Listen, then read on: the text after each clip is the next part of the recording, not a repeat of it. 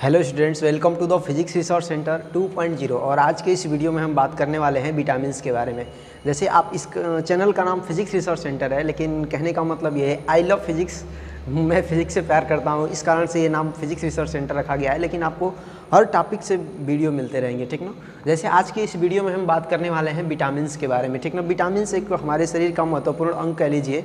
इस तरीके से होता है कि इसकी कमी से बहुत सारे डिजीज रोग भी हो जाते हैं, ठीक ना। तो सबसे पहले देखते हैं कि विटामिन्स को खोजा किसने था। तो विटामिन्स को हॉपकिंस ने खोजा था, ठीक ना। सबसे पहले हॉपकिंस ने खोजा था और उनकी इसी खोज के लिए 1929 में इन्हें नोबेल पुरस्कार दिया गया। जो नोबेल पुरस्कार दिया जाता है अल्फ्रेड नोबल की याद में दिया जाता है, और अल्फ्रेड नोबल ने डायनामाइट की खोज किया था, ठीक ना। अब आगे चलिए समझते हैं कि इसका जो नामकरण है, पोलिश बायोकेमिस्ट एक वैज्ञानिक थे, ठीक ना। वैज्ञानिक का नाम कॉसिमिर फंक है, कॉसिमिर फंक है। और इन्होंने इसकी खोज नामकरण जो था उसको 1912 ईस्वी में किया था। 1912 ईस्वी में इन्होंने इसका नामकरण किया था। इस कारण से कभी कभी आपको ये भी कहा जाता है कि विटामिन्स की खोज कॉसिमिर फंक ने ही किया था। तो आप लोगों तो जानते ही होंगे, जैसे जन्म देने वाले से बड़ा पालने वाला होता है, इस कारण से इस कासिमिर फंक को भी लोग कह देते हैं कि विटामिन्स की खोज इन्होंने ही किया था, ठीक ना। लेकिन विटामिन्स में B1 की खोज इन्होंने किया था, कॉसिमिर फंक ने। तो चलिए आइए अब समझते हैं। जो विटामिन्स का अर्थ होता है बीटा प्लस में अमीन। बीटा का मतलब होता है लाइफ, जीवन। बीटा का मतलब होता है लाइफ और जीवन, और अमीन का मतलब होता है शरीर में पाए जाने वाला एक यौगिक, ठीक ना।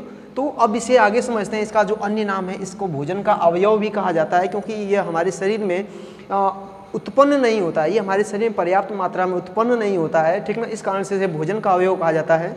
और जो इसका दूसरा नाम है वो है जीवन सत्व। इसका जो दूसरा नाम है वो है जीवन सत्व, ठीक ना। और हम भोज्य पदार्थों की बात करेंगे तो हम दो प्रकार के भोज्य पदार्थ ग्रहण करते हैं, एक कार्बनिक और दूसरा अकार्बनिक, ठीक ना। तो ये जो कार्बनिक भोजन की श्रेणी में आता है, इसे हम कार्बनिक यौगिक ये होता है, ठीक ना। तो कार्बनिक भोजन की श्रेणी में रखा जाता है, ठीक ना। ये जो होता है शरीर में पर्याप्त मात्रा में उत्पन्न नहीं होता है, ठीक ना। शरीर में जो है पर्याप्त मात्रा में जब उत्पन्न नहीं होता है तो इसे हम बाह्य भोज्य पदार्थों से लिया जाता है। जैसे आप लोगों ने सुना होगा कि कभी कभी ठंडी के दिनों में लोग ज़्यादा धूप लेते हैं, कहते हैं नहीं हम विटामिन डी ले रहे हैं, ठीक ना। तो कहने का ये मतलब होता है कि वो बाह्य तरीके से लिया जाता है, बाह्य भोज्य पदार्थों से लिया जाता है, ठीक ना।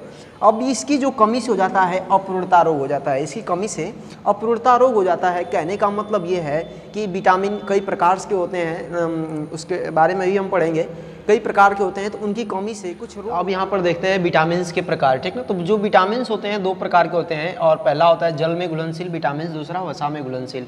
जल में घुलनशील का मतलब ये जल के रूप में पाया जाता है। जैसे आप लोग जल में जो घुलनशील विटामिन है B और C है। जैसे विटामिन C की बात करेंगे तो आप खट्टे फलों में पाया जाता है, जैसे संतरा वगैरह खाएंगे तो उसका जो रस होता है पानी के जैसा होता है, ठीक ना। नींबू का जो रस होता है पानी के जैसा होता है। तो इसका मतलब यही होता है कि जल में घुलनशील विटामिन तो ये जलीय रूप में पाए जाते हैं, ठीक ना। इस कारण इसमें सिर्फ दो विटामिन आते हैं, B और C, ठीक ना।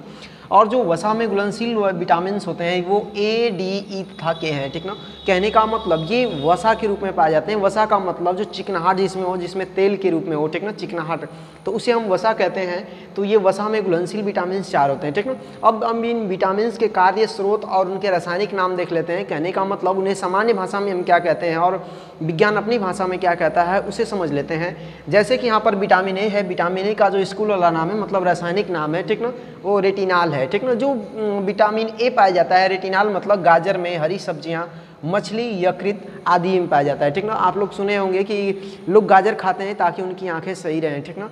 ऐसा क्यों होता है कि जो विटामिन ए में रेटिनाल पाया जाता है, ये आँख के लिए, त्वचा और बाल के लिए बेहद ही मतलब फ़ायदेमंद होता है, जिस कारण से लोग इसे खाते हैं, ठीक ना। और इसकी कमी से रतौंधी रोग हो जाता है, इसकी कमी से रतौंधी रोग होता है, आपको फिगर में दिख रहा होगा, ठीक ना। चलिए अब आगे देखते हैं विटामिन बी। जो विटामिन बी है इसकी बात हम किसी अन्य वीडियो में करेंगे। जो विटामिन बी है ये कॉम्प्लेक्स में आता है और इसमें कई सारे विटामिन होते हैं, B1, B2, B3, B4, B5, B6, B12, इस टाइप से कई प्रकार के विटामिन होते हैं। तो उसकी बात हम किसी दूसरी वीडियो में करेंगे। यहाँ पर आता है विटामिन सी, ठीक ना। अब यहाँ पर जो ये विटामिन सी है, इसका जो स्कूल वाला नाम मतलब एस्कार्बिक अम्ल होता है, रासायनिक नाम, ठीक ना। एस्कार्बिक अम्ल होता है, यह बेसिकली खट्टे फलों, हरी सब्जियों आदि, ठीक ना, हरी सब्जियों, इन सब में पाया जाता है। और इस विटामिन सी का जो काम होता है प्रतिरक्षा तंत्र को मजबूत करना, ठीक है ना, प्रतिरक्षा तंत्र को मजबूत करना। जैसे आपको कोई भी बीमारी होती है तो जो उसके वायरस होते हैं या फिर जो भी उसके बैक्टीरिया होते हैं, सबसे पहले आकर आपके इम्यून सिस्टम, आपके प्रतिरक्षा तंत्र पर आकर हमला करते हैं। यदि आपका प्रतिरक्षा तंत्र कमजोर पड़ जाता है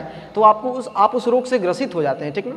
तो जो विटामिन सी का काम होता है प्रतिरक्षा तंत्र को मजबूत करना, और इसकी कमी से स्कर्वी नामक रोग हो जाता है और मसूड़ों में खून आने लगता है, ठीक ना। और जब मसूड़ों में, जैसा कि आपको चित्र में दिख रहा होगा कि यहाँ पर मसूड़ों में खून आ जाता है, ठीक ना।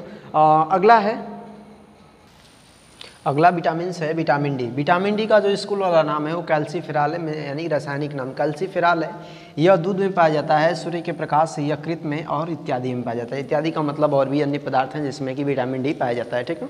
अब समझिएगा, जो ये विटामिन डी का कार्य होता है, ये हड्डियों एवं दांतों को स्वस्थ रखता है। कहने का मतलब हड्डियों में जो कैल्शियम की मात्रा होती है इसे पूरी तरीके से बनाए रखता है, ठीक ना। और इसकी कमी से रिकेट्स नामक रोग हो जाता है। रिकेट्स मतलब ये एक प्रकार का, इसे सूखा रोग भी कहते हैं। इसमें हड्डियां टेढ़ी हो जाती हैं, जैसा चित्र में आपको दिख रहा होगा, ठीक ना। आगे देखते हैं विटामिन ई। विटामिन ई का जो रासायनिक नाम है टोकोफेरॉल है। विटामिन ई का रासायनिक नाम टोकोफेरॉल है। यह गेहूँ, हरी सब्जियां, मांस और अंडे में पाया जाता है, ठीक ना। और इसका जो मेन कार्य होता है एपिथीलियम की वृद्धि। एपिथीलियम क्या होता है, जो हमारी त्वचा होती है, त्वचा की जो बाह्यतम परत होती है उसे बाह्यतम एपिथीलियम परत भी कहते हैं, ठीक ना। और यहाँ पर इसकी वृद्धि करता है और प्रजनन में आवश्यक होता है, ठीक ना। और इसकी कमी से लकवा नामक रोग हो जाता है। लकवा मतलब जिसे लोग गांव देहात में कहते हैं कि हवा मार दिया है, ठीक ना। तो ये पक्षाघात भी उसे कहते हैं, लकवा रोग भी उसी को कहते हैं। अगला जो विटामिन है वो है विटामिन की। इसका जो रासायनिक नाम है, स्कूल वाला नाम है नेप्थोक्विनान या फिलोक्विनान है, ठीक ना। और ये सोयाबीन, टमाटर, हरी पत्तियाँ, इन सब में पाया जाता है विटामिन के। इसका जो सबसे महत्वपूर्ण कार्य होता है रुधिर का थक्का बनने में आवश्यक। जैसे आपका कहीं हाथ वगैरह कट जाता होगा तो आपके हाथ से खून बहता होगा, आप देखेंगे तो कुछ समय बाद आपके हाथ में जहाँ से कटा है वहाँ जम जाता है, ठीक ना। ब्लड जो होता है जम जाता है, तो विटामिन के कारण जमता है। यदि आपके अंदर विटामिन के की कमी है तो ये रुधिर स्राव होता है, मतलब रुकता नहीं है। इसे हेमरेज कहा जाता है। हेमरेज का मतलब होता है रुधिर स्राव। अगर ये जो रुधिर स्राव होता है ब्रेन में होने लगता है तब इसे ब्रेन हेमरेज का नाम दिया जाता है, ठीक ना। तो आई होप वीडियो इन्फॉर्मेटिव लगा होगा। मिलते हैं किसी नेक्स्ट वीडियो में। अगले वीडियो में हम बात करेंगे विटामिन बी के कॉम्प्लेक्स के बारे में, जो सभी विटामिन बी में कितने प्रकार के होते हैं, उनके कार्य के बारे में। जय हिंद।